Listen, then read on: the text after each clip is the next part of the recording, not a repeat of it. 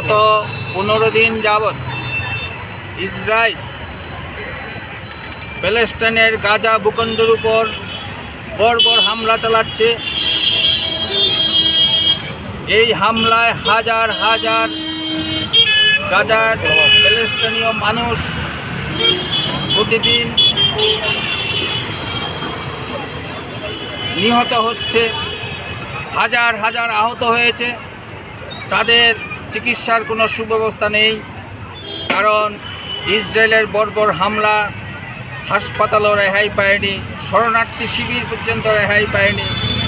তাদের জল, খাদ্য সরবরাহ, জ্বালানি থেকে শুরু করে ইলেকট্রিসিটি সব বন্ধ করে দিয়েছে। এই যে বর্বর আক্রমণ, দ্বিতীয় বিশ্বযুদ্ধে ফ্যাসিস্ট হিটলারের আক্রমণকেও, বর্বরতাকেও হার মানায়। তারপরে এত বড় বর্বর আক্রমণ সারা পৃথিবী প্রত্যক্ষ করেনি। এই ইসরায়েল আমেরিকান সাম্রাজ্যবাদের প্রত্যক্ষ মদতে এই হামলা চালিয়েছে। এমনকি সেখানে আমেরিকা নৌবহর পাঠিয়ে আশেপাশের আরব কান্ট্রিগুলিকে ভয় দেখাচ্ছে। তারাও সাহস পাচ্ছে না এই গাজা ভূখণ্ডের যে